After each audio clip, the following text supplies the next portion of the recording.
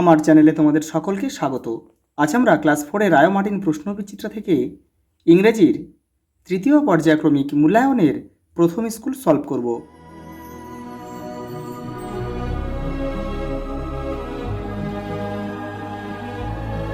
দেখো, প্রথম স্কুল যারা বাংলা পরিবেশ দেখোনি তারা চ্যানেলের প্লে লিস্টে যাবে, ওখানে কিন্তু দেওয়া রয়েছে। দেখো, write T for true and F for false statements.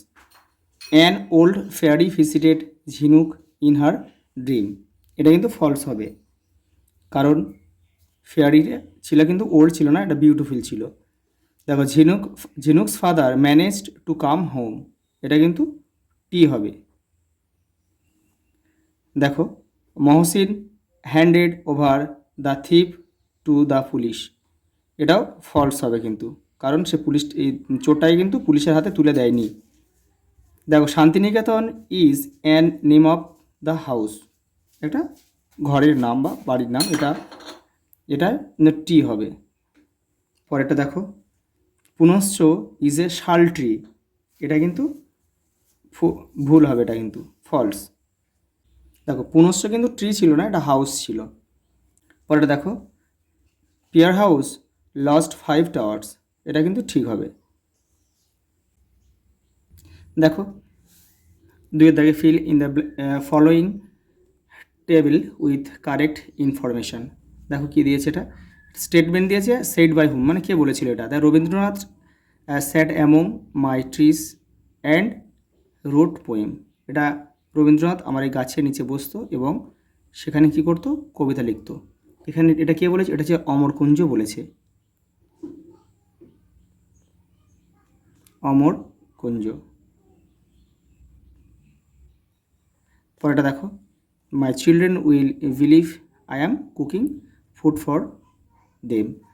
আমার শিশুরা বিশ্বাস করবে যে আমি তাদের জন্যে খাবার তৈরি করছি। এটা কে বলেছিল, দ্য ওম্যান বলেছিল।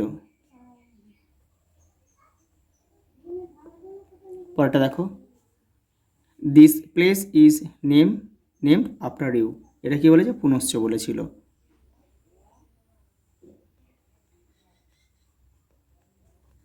তারপর দেখো, সো দিস ইজ কলকাতা। এটা ঝিনুক বলেছিল।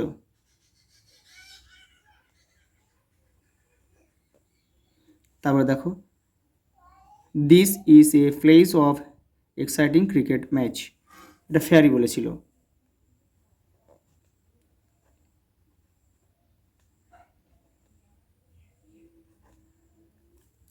দেখো, পরেরটা কি দিয়েছে, দেখো, write the meanings of the following words. দেখো, পোর্ট দিয়েছে আর দেখো সেভিয়ার দিয়েছে। এই মিনিংগুলো একটু বড়, সেই জন্য তোমাদের বই থেকে আমি দেখিয়ে দিচ্ছি। এটা তোমাদের বইয়ের 79 পেজে কিন্তু রয়েছে, এটা দেখে নাও একটু। এই দেখো, place where ships load and unload goods, মানে মালপত্র কিন্তু তোলা হয় এবং নামানো হয় যে জায়গা থেকে, জাহাজে। তারপর দেখো, এটা হচ্ছে সেভিয়ার রয়েছে, এটা তোমাদের বইয়ের 102 নম্বর পেজে কিন্তু রয়েছে, একটু দেখে নিও। আমি তো দেখিয়ে দিচ্ছি, একটু দেখো। এই যে দেখো, সেভিয়ার রয়েছে। দেখো, a person who save somebody, কাউকে সেভ করে মানে রক্ষা করে। দেখো কী থেকে, ফ্রম দ্য ডিফিকাল্ট সিচুয়েশান, কোনো কঠিন পরিস্থিতি থেকে রক্ষা করে। দেখো, পরে কি রয়েছে, দেখো, make meaningful sentence of your own using the word given below. এই শব্দ দুটো দিয়ে বাক্য রচনা করতে হবে। দেখো, সিটি রয়েছে, সহজ দেখে তোমরা করবে। আমি তো দেখো তোমাদের ছোট ছোট করে বাক্য রচনা করবে। কলকাতা ইজ ফেমাস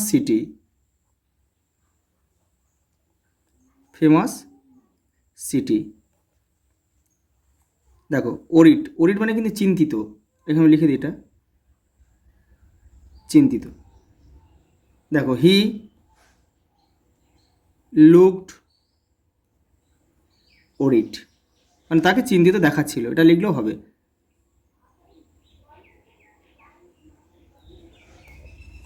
দেখো, পরেরটা কী রয়েছে, দেখো, answer the following question, describe the place where Jhinuk's ঝিনুক লিভস, ঝিনুক যেখানে বাস করে সেই জায়গাটার বর্ণনা দিতে বলেছে। দেখো, it is a pretty city, it is a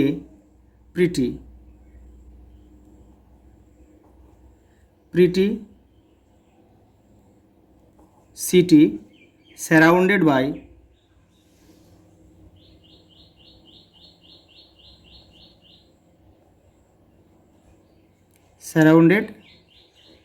by distant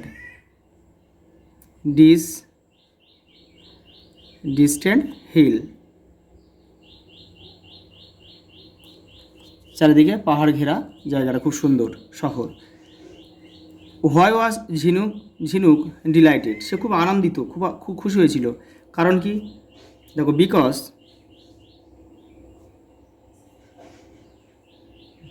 BECAUSE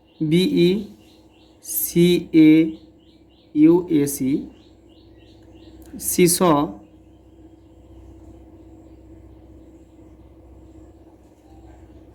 সে তার বাবাকে দেখেছিল, সে saw her father in a bookshop.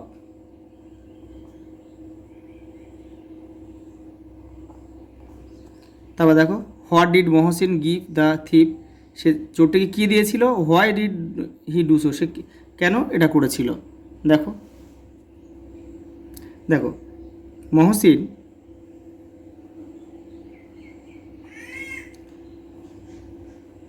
Gave the thief money, তাকে কিন্তু কিছু টাকা দিয়েছিল, কী জন্যে? To start a business.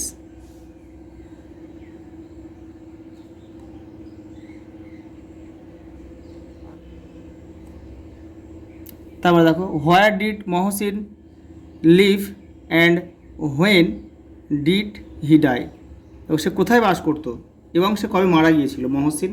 দেখো, Mohsin lived in Hooghly district,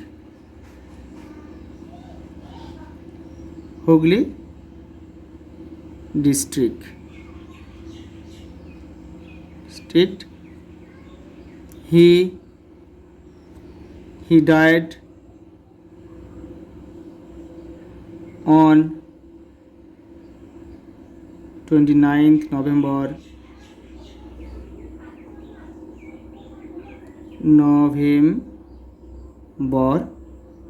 in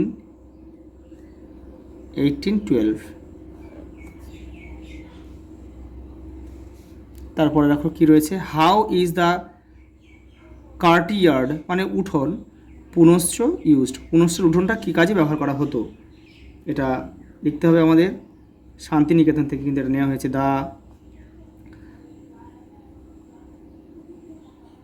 কার্টিয়ার্ড of Punashcha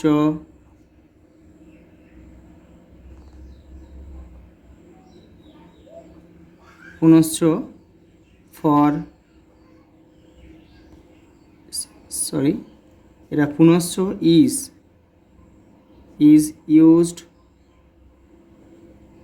used for drama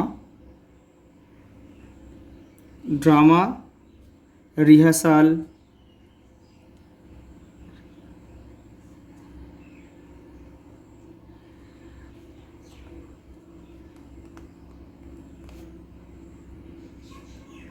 what is the Shantiniketan famous for? দেখো, এটা লেখা যায় শান্তি নিকেতন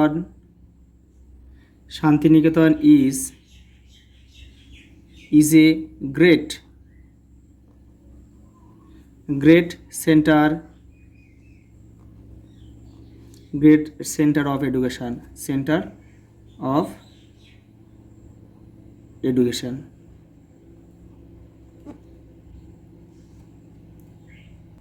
দেখো feel in the blank with the suitable preposition. দেখো there is a rose tree, এটা হবে বিসাইড, হবে বিসাইড দ্য ম্যাঙ্গো ট্রি, একটা আম গাছের পাশে কিন্তু গোলাপ গাছ রয়েছে, বিসাইড।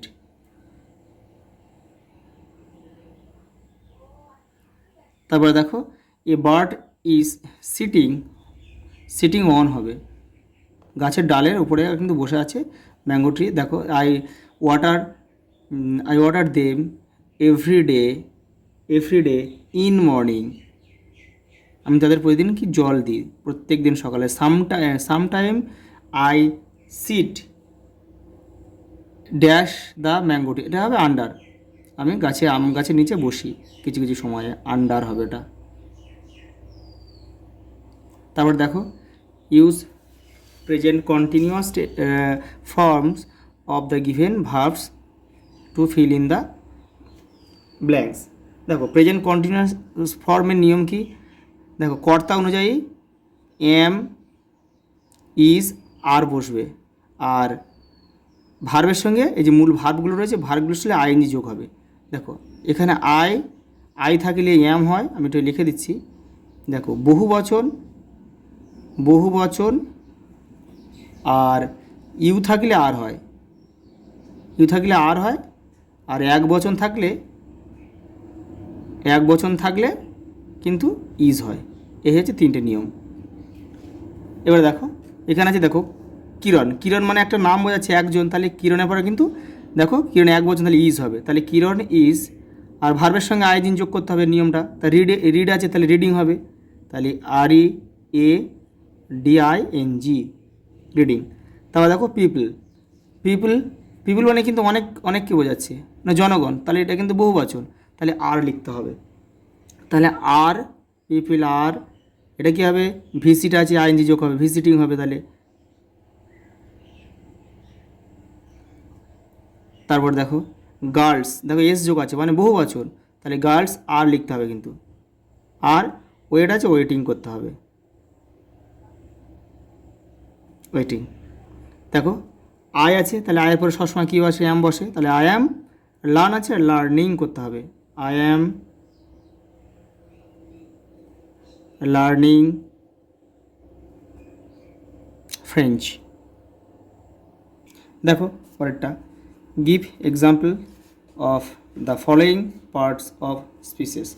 দেখো রেগুলার ভার্ব কোনগুলো, যে ভার্বগুলোকে প্রেজেন্ট থেকে পার্টিসিপেলে নিয়ে যেতে গেলে ডি কিংবা ইডি যোগ করতে হয় তাদের শেষে, তাদেরকে আমরা কিন্তু রেগুলার ভার্ব বলি। যেমন আমরা একটা লিখতে পারি PLAY, প্লে যখন আমরা এটা পার্টিসিপেল নিয়ে যাবো তখন কিন্তু এর সঙ্গে ইডি যোগ করতে হবে। আর ইরেগুলার ভার্ব মানে এই ইডি বা ডি তাদের শেষে যুক্ত করতে হয় না, সেগুলো হচ্ছে ইরেগুলার ভার্ব। যেমন দেখো গো ওয়েন্ট গান, দেখো এদের শেষে কোনো ইডি বা ইডি যোগ করতে হলো না, তাহলে আমরা একটা গো লিখতে পারি। দেখো প্রোনাউন মানে নাউনের পরিবর্তে যেটা ব্যবহার করা হয় সেটা হচ্ছে প্রোনাউন, যেমন আমরা হি লিখতে পারি। অ্যাডজেক্টিভ মানে বিশেষণ মানে কি, যেমন দেখো বিগ লেখা যায়, কোল্ড লেখা যায়, তারপরে সুইট লেখা যায়, এগুলো সব কিন্তু বিশেষণ। হ্যাপি লেখা যায়, যে কোনো একটা তোমরা লিখবে। পরে দেখো find the adverb and circle them, তাদেরকে গোল করতে হবে। অ্যাডভার্ব মানে ক্রিয়া